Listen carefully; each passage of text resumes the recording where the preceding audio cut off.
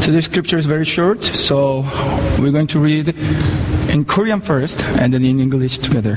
우리 짧기 때문에 한 번은 한글로 읽으시고 한 번은 영어로 우리 함께 한 목소리로 하나님의 말씀을 받들어 읽도록 하겠습니다. 자, 우리 먼저 한글로 우리 하나님의 말씀을 다 같이 읽겠습니다. 시작. 그러므로 주 안에서 갇힌 내가 너희를 권하노니 너희가 부르심을 입은 부름에 합당하게 행하여. 영어로 우리 같이 읽겠습니다. Read in English together.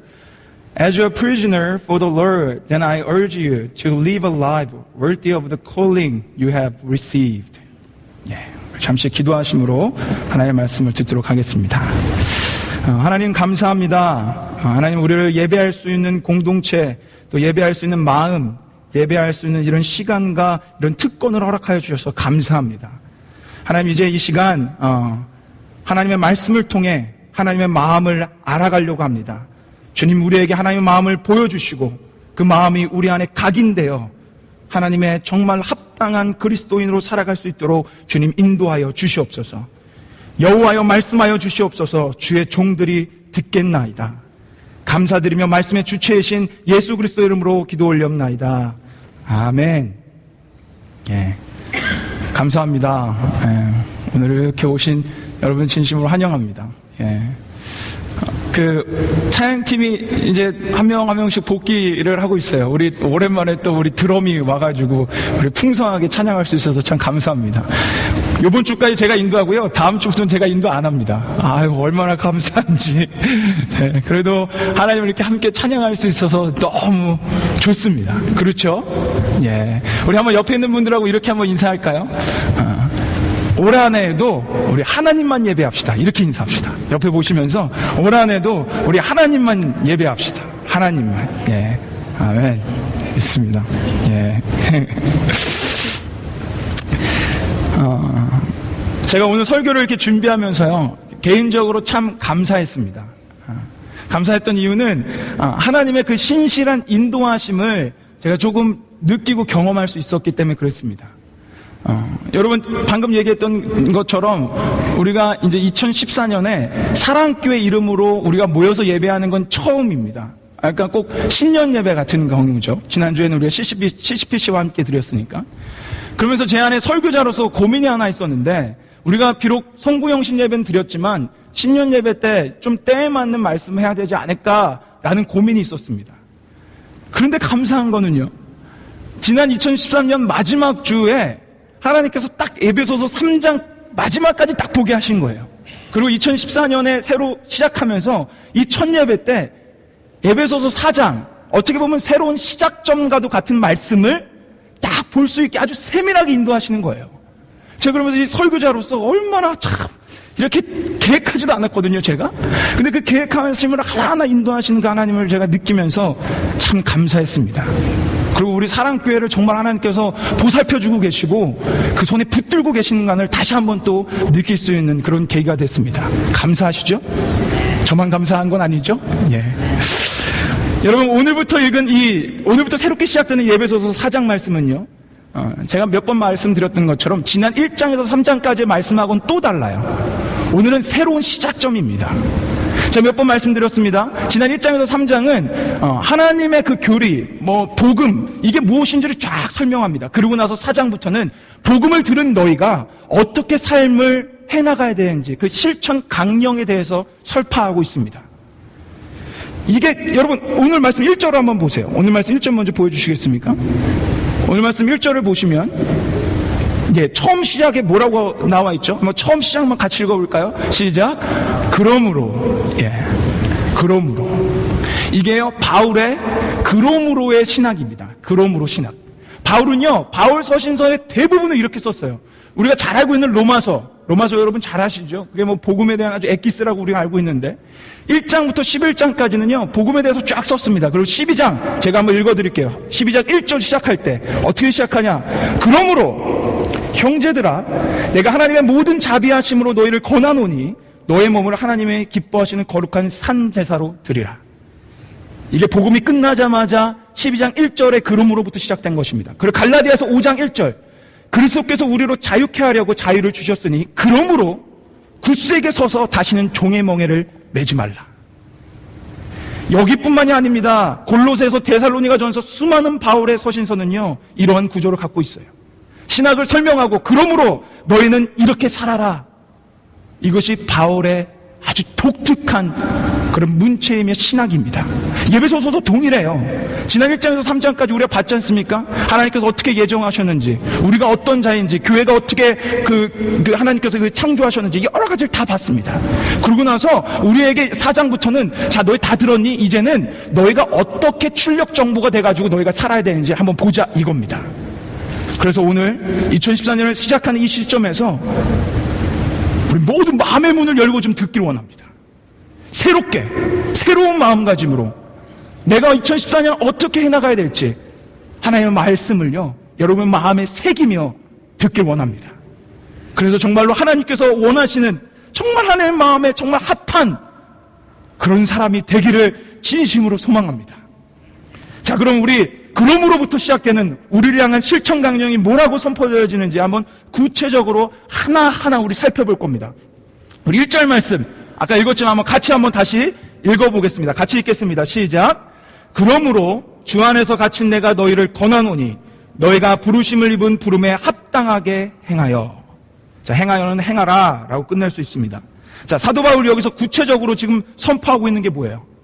너희가 뭐를 행하라고 합니까? 부르심에 합당하게. 부르심에 합당하게 행하라. 이거를 잘 기억하십시오. 왜냐? 지금 시작한 4장 1절부터 끝나는 6장까지요. 이게 주제이기 때문에 그렇습니다. 오늘부터 시작해서 부르심에 합당하게 행하는 것이 뭔지를 쭉 나열하는 거예요. 사도 바울은. 이제 다음 주에 볼 건데, 첫 번째는 주 안에서 하나 되는 것이 나옵니다. 그리고 두 번째, 빛의 자녀로서 어떻게 살아가야 되는지 나와요. 그리고 세 번째, 성령 안에서 어떻게 살아가야 되는지 나옵니다. 네 번째, 창조의 질서대로 우리가 어떻게 살아가야 되는지 나와요. 그리고 다섯 번째, 영적 전쟁에 대해서 나옵니다. 부르심 입은 자가 어떻게 합당한 자로 살아가는지를 이제부터 쭉쭉쭉쭉 나열하는 것입니다. 그런데 그 구체적인 걸 보기 전에 오늘은요, 서문격으로 뭐가 부르심인지, 그럼 뭐가 합당한 건지를 좀 하나하나 집중해서 좀 보길 원합니다. 그렇다면 먼저 우리가 봐야 되는 건요, 부르심이 뭐냐라는 거예요. 부르심이 뭐냐. 근데 사실상 우리는 이 부르심에 대해서 이미 다 알고 있습니다. 왜냐하면 지난 에베소서 1장에서 3장까지의 말씀에 계속 우리를 향한 부르심이 우리는 계속 있었고 그 부르심을 받습니다. 하지만 우리는 잘 까먹는 재주를 갖고 있어서 다시 한번 리마인드하며 하나님의 부르심이 뭐였는지를 하나하나 체크해 보겠습니다. 여러분, 에베소서 1장을 한번 생각해 보십시오. 하나님께서요, 우리를 창세 전에 선택하셔서 뭘로 불러주셨죠? 자녀로. 감사합니다. 아시면 대답하셔도 됩니다. 예, 가만히 있지 마시고 아시면 대답하셔도 돼요. 창세 전에 우리를 선택하셔서 우리를 뭘로 부르셨냐면 넌 내 아들이다, 넌 내 딸이다 라고 부르셨어요. 그리고 그 다음에 예수 그리스도의 구속의 사건을 우리가 봤습니다. 그래서 우리 죄의 노예에 있을 때 예수님께서 그 노예값을 치르시고 우리가 거기서 자유케 됐다라고 그랬어요. 그러면서 우리가 뭐가 됐습니까? 죄인에서 뭐가 됐어요? 의인이 됐습니다. 우리를 의인이라고 칭하여 주셨어요. 그리고 세 번째, 성령 사역을 얘기하면서 제가 이 행동 이렇게 하면서 성령의 인치심 사건, 그러면서 성령의 인치심이 받으면 하나님께서 우리한테 뭐라고 하는 거라 그랬죠?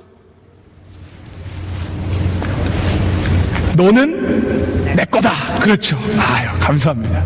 성령의 인치심 사건, 너는 내 거다. 너는 영원히 내 거야. 라고 부르심을 우리는 받았습니다. 그리고 그 다음 장으로 넘어가 봅시다. 우리가 또 어떤 부르심이 있었습니까? 은혜로 예수 그리스도를 믿음으로 말미암아 우리를 구원의 선물을 받았습니다. 그래서 하나님이 우리를 뭐라고 칭하셨죠? 하나님의 우리가 뭐래요? 걸작품. 예, 감사합니다. 하나님께서요, 구원의 선물을 주시면서 우리에게 부르심을 주신 건 우리는 하나님의 걸작품이다라는 겁니다. 이런 부르심들이 쭉 있었습니다. 정리해서 말씀드리면 이거예요. 여러분과 저는요, 하나님께서 예수 그리스도를 믿음으로 말미암아 고아였던 우리를 아들과 딸로 부르셨습니다.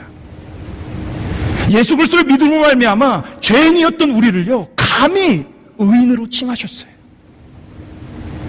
찢기고 소외당하고 저 뭉그러져 있던 우리를요, 뭐라고 하셨냐면 너는 나의 걸작품이야 말씀하셨어요. 이게 하나님이 우리에게 부르신 그 콜링입니다. 이게 우리의 부르심이에요. 여러분, 이 부르심 믿으십니까? 지금은 아멘이라고 크게 대답하셔도 되는 타이밍입니다. 여러분, 이 부르심 믿으십니까? 아멘. 옆에 사람 한번 봐보세요. 한번 봐보세요. 괜찮습니다. 보기 싫습니까? 그 부르심대로 생겼나요? 하나님의 아들로 딸로 생겼나요? 의인으로 생겼습니까? 하나님의 걸작품대로 생겼나요? 보니까 범죄자처럼 생겼어요. 아무리 우리가 범죄자처럼 생겨도 우리는 의인입니다. 아무리 우리 안에 장애를 갖고 있어서 팔다리가 없고 우리가 앞을 못 본다고 해도 우리는 하나님의 걸작품이에요. 하나님 그렇게 우리를 부르셨습니다. 여러분, 그러니까요, 담대하게 살아가셔도 돼요. 좌절하지 마십시오. 무릎 꿇지 마십시오. 낙담하지 마십시오. 나의 부르심을 기억하면서 당당하게 여러분 삶을 살아가십시오. 그게 하나님께서 넌 내 거다라고 부르신 놀라운 콜링입니다. 여러분, 이제 이 부르심을 아시겠죠? 그렇다면 이제 부르심이 떠나서 이제 우리 부르심이 합당하게 행하라 그랬는데, 이 합당하게가 뭔지를 좀 이제는 구체적으로 알아볼 거예요. 특별히 합당하게라는 단어는요, 원어적으로 보면 악시오스입니다. 따라해 볼까요? 악시오스. 악시오스. 제가 헬라어를 거의 매번 설교 때마다 하는데, 우리 성도님들은 헬라어를 어느 정도는 아셨으면 좋겠어요. 제가 하는 단어만이라도. 악시오스. 이게 뭐라고요? 합당하게. 합당하게. 악시오스라는 이 단어는요, 근본적인 두 가지 사상을 갖고 있습니다. 아주 중요해요. 여러분, 집중해서 잘 들으셔야 됩니다. 악시오스라는 합당하게라는 단어에는 근본적인 두 가지 사상이 있어요. 첫 번째, 조화의 사상입니다. 조화. 여러분, 천칭저울 아십니까? 다음 사진 한번 보여주시겠어요? 저게 천칭저울입니다. 다 보셨죠? 법원에 가면요, 한 손에는 칼을 들고 한 손에는 저 저울을 들고 눈을 가리고 있는 법과 정의의 여신 티케라는 그 상이 있습니다. 한 번씩 다 보셨죠? 저게 바로 천칭저울인데, 보통 저울은 무게를 재는 저울이지만 저 저울은 질량을 재는 저울입니다. 저렇게 물건을 올려놨을 때 더 많이 무게가 나가면 어떻게 됩니까? 기울어집니다. 근데 저 저울이 수평하게 되려면 어떻게 됩니까? 동일한 물질과 그 물량의 것들을 올려놔야 됩니다. 그러면 수평을 이루게 됩니다. 여러분, 이게요, 조화 사상입니다. 지금 사도 바울은요, 한쪽으로 치우치지 않고 수평을 유지하도록 악시오스라는 단어를 동원하면서 너희가 진짜 그리스도인이라면 교리와 실천, 말씀과 삶의 조화를 이루어야 된다는 거예요.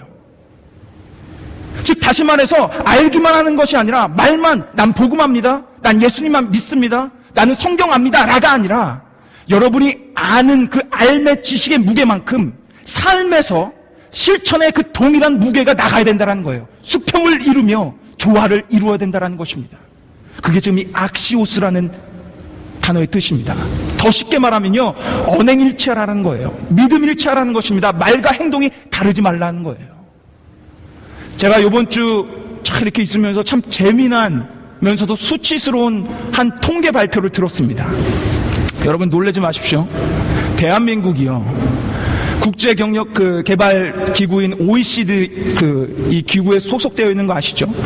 OECD 국가 중에서요, 구강관리, 이빨 건강관리가요, 최하위라고 합니다. 최하위. 근데 정말 재미난 건요, 구강관리는 최하위인데 OECD 국가 중에서 치약 소비량은 가장 많다고 합니다. 이거 참 아이러니한 일입니다. 치약 소비량은 가장 많지만 건강관리는 가장 낮다라는 거예요. 근데 여러분, 이 재미나고 수치스러운 통계가요, 안타깝게도 우리 한국 교회 안에 있습니다. 한국 교회는요, 전 세계에서 선교사를 가장 많이 파송하는 나라입니다. 세계 2위로, 미국 다음으로 선교사를 가장 많이 파송합니다. 한국 교회는요, 동방의 예루살렘이라는 별명을 갖고 있는 아주 신앙심이 두터운 교회예요. 지난주 오신 여러분 아시죠? 게이브 목사님이 여기 서가지고 우리 사랑교회를 소개하면서 뭐라고 했습니까? 저 교회들은 새벽에 모여서 기도하는 교회입니다. 우리가 그것을 본받아야 합니다. 그렇게 얘기했습니다. 전무후무하게 새벽 예배를 매일 드리는 교회가 바로 한국 교회입니다. 다른 나라 교회 없어요. 놀라지 마십시오. 성경을 가장 많이 보유하고 있는 나라도 한국입니다. 남산에 올라가 보십시오. 수많은 십자가 붉은 불빛이 있습니다. 얼마나 기독교 대강국임을 자랑하고 있는지 몰라요. 그런데 안타까운 소식은 뭔지 아십니까? 매주 혹은 격주로 한국 방송에서 PD수첩, 그것이 알고 싶다, 궁금한 이야기 Y, 뉴스, 여러가지 시사 프로에서 매주 방송하고 있는 게 뭔지 아십니까? 한국 교회의 부당한 모습들입니다. 이번 주에도 나왔습니다. 매주 방송되는 것 한국 교회 비리입니다. 이건 마치 치약 소비량은 높지만 건강관리 이것은 낮는 그런 통계처럼 성경은 가장 많이 갖고 있고 선교사는 가장 많이 파송하지만 하나님 보시기에 아파하는 그런 모습이 바로 지금 한국 교회의 모습입니다. 이런 현실 앞에요, 어느 말씀보다 우리는 이 에베소서 4장 1절 말씀을 마음판에 각인시켜야 합니다. 부르심에 합당하게 조화를 이루어라. 너희가 성경을 많이 갖고 있니? 너희가 선교사를 가장 많이 파송하는 나라니? 그렇다면 너의 삶 속에서도 말씀대로 살아가는 무게가 있어야 된다. 너희가 성경을 매번 읽고 있고 너희가 성경을 알고 암송하며 예수 그리스도를 참되게 믿으니 그렇다면 너희 삶 속에서 말씀이 살아 숨쉬어야 된다. 이게 악시오스라는 단어의 뜻입니다. 조화를 이루라. 제가 한번 말씀드린 적이 있어요. 기억하실지 모르겠습니다. 설교의 완성은요, 제 설교 원고가 끝나는 그 시점이 아닙니다. 설교의 완성은 제가 강대상에 나와서 설교를 선포할 때 그때가 완성되는 게 아닙니다. 설교의 완성은 설교자가 설교를 선포하고 강대상에 내려가서 설교한 대로 살아갈 때 완성이 됩니다. 저는 이런 관점에서 제가 몸부림치며 하는 기도가 하나 있습니다. 뭔지 아십니까? 하나님, 내가 설교한 대로 살아가게 해주세요. 하나님, 말씀 아는 대로 살아가게 해주십시오. 언행일치하고 믿음이 일치하는 목회자 되기를 원합니다. 저 몸부림치며 기도합니다. 여러분, 저를 위해서 기도해주고 계십니까? 감사합니다. 저에게 능력 주십시오, 뭐 도와주십시오, 다 그렇게 기도해 주셔서 감사합니다. 하지만 여러분, 제가 지금 드린 기도 제목 빠지지 말고 저를 위해 기도해 주십시오. 하나님, 저 부족한 정지능 강도사 평생 목회하면서 말씀과 동일한 삶을 살아가는 목회자 되게 해주십시오. 그렇게 기도해 주십시오. 저도 여러분을 위해 그렇게 기도할 겁니다. 하나님, 우리 사랑교회 성도들 와서 예배 드렸다면 예배 드린 자의 모습으로 삶을 살아가게 해주십시오. 예수님을 믿는다고 아멘이라고 고백했다면 아멘으로 고백한 고백답게 살아가게 해주십시오. 저 그렇게 여러분을 위해서 기도하겠습니다. 이번 주 우리 크기들 모임하면서 죄에 대해서 나눴어요. 너희들 죄가 뭐라고 생각하니? 그랬더니 많이 어떤 게 죄라고 얘기하더라고요. 그 중에 한 명이 기가 막힌 대답을 했어요. 죄가 뭐라고 생각하니? 술 취하는 게 죄라고 생각합니다. 할렐루야로 외쳤습니다, 제가. 왜냐면 제가 수도 없이 얘기한 거거든요. 술 먹는 거 오케이, 하지만 술 취하지 마라. 제가 몇 번 얘기했어요. 그래서 죄인 걸 알고 있더라고요. 그런데 문제는 또 술 취하고 있습니다. 여러분, 이건 웃을 것이 아닙니다. 우리는 뭐가 죄인지 알아요. 뭐가 하나님께서 싫어하는 모습인지 압니다. 그런데 알의 무게와 삶의 실천의 무게는 전혀 상반되게 살아가고 있습니다. 합당하게 조화를 이루며 살아가라는 겁니다. 잊지 마십시오. 조화를 이루라. 자, 그렇다면 우리 두 번째, 우리 이 합당하게 악시오스라는 근본적인 사상을 한번 또 살펴보겠습니다. 두 번째 사상은요, 어울림의 사상이에요. 그래서 킹제임스 버전을 한국어로 바꾼 흠정역 버전이 있는데, 그 버전에서 뭐라고 얘기했냐면요, 너희가 부르심을 입은 부름에 어울리게 행동하라 라고 써 있습니다. 어울리게. 그러니까 복음을 잘 깨달은 자들은 그 복음에 어울리는 생활을 해야 된다는 거예요. 근데 특별히 악시오스라는 단어는요, 그때 당시 옷차림에 관련돼서 많이 사용되던 단어입니다. 악시오스. 예를 들어서요, 어느 누가 멋지게 회색 정장을 입었다라고 칩시다. 멋지게 회색 정장을 입었어요. 그런데 그 안에 초록색 와이셔츠를 입었습니다. 그리고 양말을 봤더니요, 주황색 양말이에요. 그리고 신발을 봤더니 핑크색 신발입니다. 여러분, 이거는요, 그때 당시 사람들로 말로 하면 우악시오스예요. 우가 절대 부정이거든요. 그러니까 야, 저거 절대 안 어울린다, 이 뜻입니다. 자, 여러분 또 한번 생각해 보십시오. 어떤 여인이 뒤태에서 저기서 멀리서 봤더니 아주 아름다운 흰색 원피스를 쫙 빼입었습니다. 근데 그 여인이 뒤를 딱 도는 순간 목에는 쇠사슬이 있어요. 그리고 팔찌에는 뱀팔찌가 있습니다. 여기 이 반지는 락앤롤 하는 사람들의 반지가 쫙 있어요. 그걸 우악시오스, 어울리지 않는다라고 합니다. 또 하나, 우리 나이가 지극히 든 할아버지가요, 힙합 바지를 입으셨어요. 그리고 우리 흑형들처럼 바지를 엉덩이까지 내려서 팬티를 자랑하고 있다라고 생각해 보십시오. 이걸 요 베이비 이러면서 할아버지가. 그럼 물론 그렇게 하면 멋있는 할아버지지만 그거는 우악시오스입니다. 어울리지 않는 모습입니다. 여러분, 이 악시오스, 어울리는 옷을 입어라라는 뜻은요, 너희가 그리스도인으로서 부르심에 합당한 옷을 입으라는 거예요. 즉, 우리가 어디서부터 불려 나왔는지를 알라는 겁니다. 여러분, 우리는요, 사단 나라에서 하나님 나라로 부르심을 받았습니다. 여러분, 우리는요, 죄인에서 의인으로 부르심을 받았어요. 고아에서 아들로 부르심을 받았습니다. 죽었던 자에서 영생하는 자로 부르심을 받았어요. 그렇다면 왕의 자녀 같은 옷을 입고 다니십시오. 의인의 옷을 입고 다니세요. 거룩한 옷을 입고 다니십시오.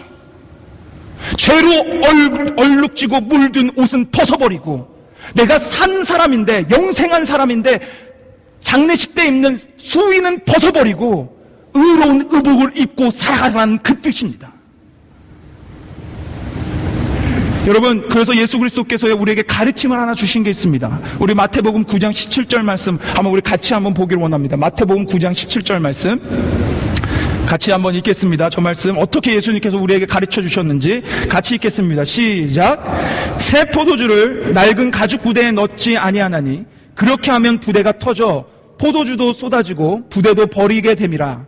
새 포도주는 새 부대에 넣어야 둘이 다 보존되느니라. 여러분, 새 포도주는 어디에 넣어야 한다고 합니다? 어디에 넣어야 한다고 합니까? 새 부대.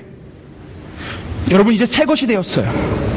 고린도후서 5장 17절에 뭐라고 이야기합니까? 그런즉 그리스도 안에 있으면 누구든지 새로운 피조물이라. 이전 것은 지나갔으니 보라 새 것이 되었도다. 그리스도 안에 있는 여러분은 새 것이 되었습니다. 그렇다면 예수 그리스도의 가르침대로 우리는 새 부대에 담겨져야 합니다. 여러분의 지난 옷들 다 벗어버리십시오. 어울리지 않는 옷을 입어서 사람들 녹음 눈살을 찌푸리는 행동하지 마시고, 여러분 정체성에 맞게끔, 부르심에 맞게끔 합당한 의로운 옷, 왕의 옷, 거룩한 옷, 하나님 아들의 옷을 입고 살아가십시오. 그게 바로 부르심에 합당하다라는 참된 의미입니다. 이 의미 아시겠죠? 다음 주부터는요, 이 의미와 함께 이제는 구체적으로 나와요. 부르심에 합당하게 내가 입는 옷이 뭔지를 가르쳐 줍니다. 내 옷이 뭔지, 그리고 내가 조화를 이루어야 되는데 내가 조화를 이루어야 되는 그 조화가 뭔지를 다음 주부터 하나하나 우리가 볼 겁니다. 기대되지 않으십니까? 아울렛 가는 것만 기대하지 마시고요. 아울렛 가서 내가 세일하는 명품 옷을 사겠다 이런 것만 기대하지 마시고 다음 주에 와서 내가 맞는 하나님께서 주신 놀라운 그 의복이 뭔지를 기대하며 나오십시오. 그래서 그 옷을 걸치세요. 어떤 명품 옷보다 더 화려하고 멋진 옷이 될 줄 믿습니다. 오늘 말씀을 정리하면서 중요한 한 가지를 나누며 마치고자 합니다. 저희 집에 오시면요, 성경 구절 그 말씀패가 여러 가지가 있습니다. 근데 그 중에 말씀패가 동일한 말씀패가 두 개가 있어요. 동일한 말씀패가 두 개가 있는 것입니다. 그 말씀패가 뭔지를 다음 성경 구절을 통해서 한번 보겠습니다. 바로 고린도전서 15장 31절 말씀인데 우리 한번 같이 읽겠습니다. 같이 읽겠습니다. 시작. 형제들아, 내가 그리스도 예수 우리 주 안에서 가진 바 너희에게 대한 나의 자랑을 두고 단언하노니 나는 날마다 죽노라. 여기서 사도 바울이 단언하며 고백하는 게 무엇입니까?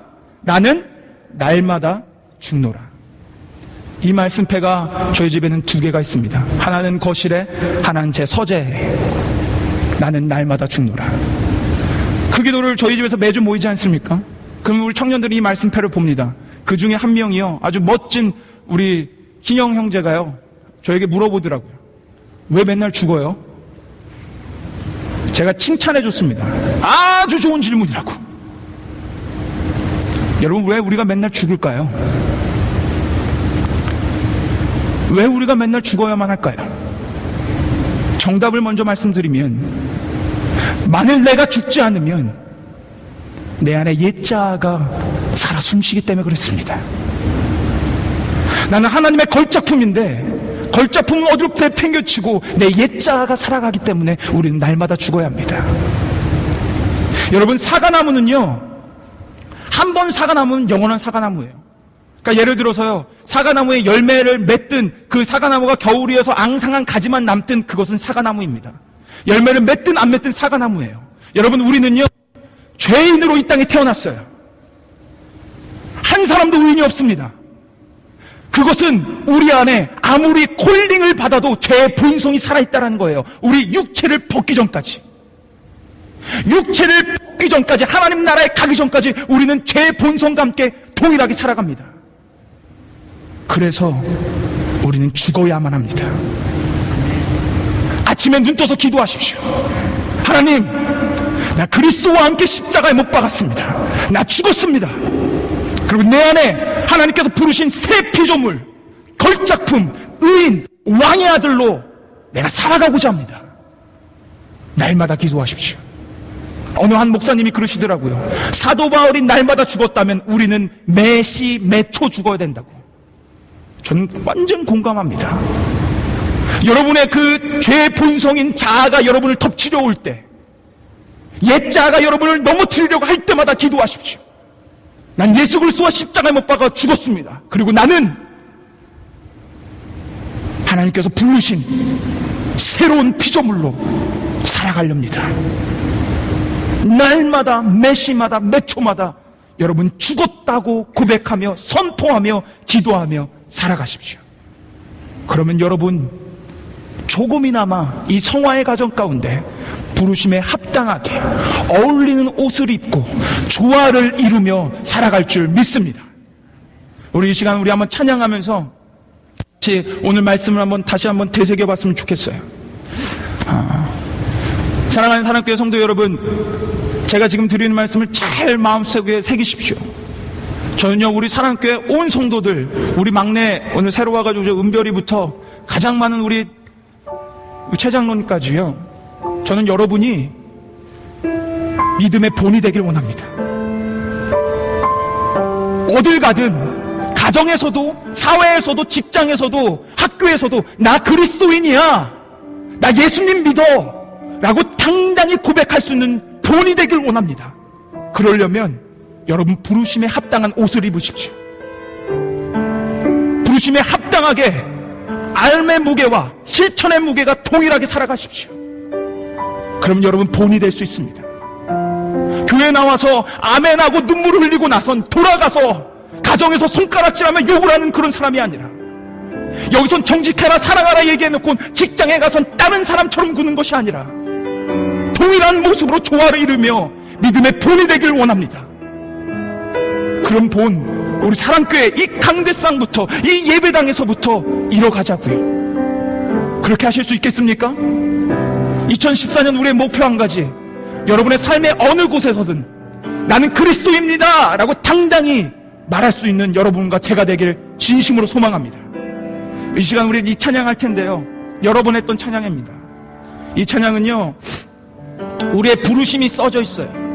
십자가에서 그는 내 이름 바꾸셨네, 고아에서 아들로, 거절에서 용납으로, 죄인에서 의인으로 바꾸어 주셨네. 이 찬양하시면서 여러분의 부르심을 다시 한번 상기시키십시오. 그리고 오늘 말씀처럼 내가 부르심에 합당하게 살아가리라 라고 고백하며 오늘 예배문을 나가시는 여러분과 제가 되길 소망합니다. 하나님께서 여러분을 이렇게 부르셨습니다. 같이 찬양합시다.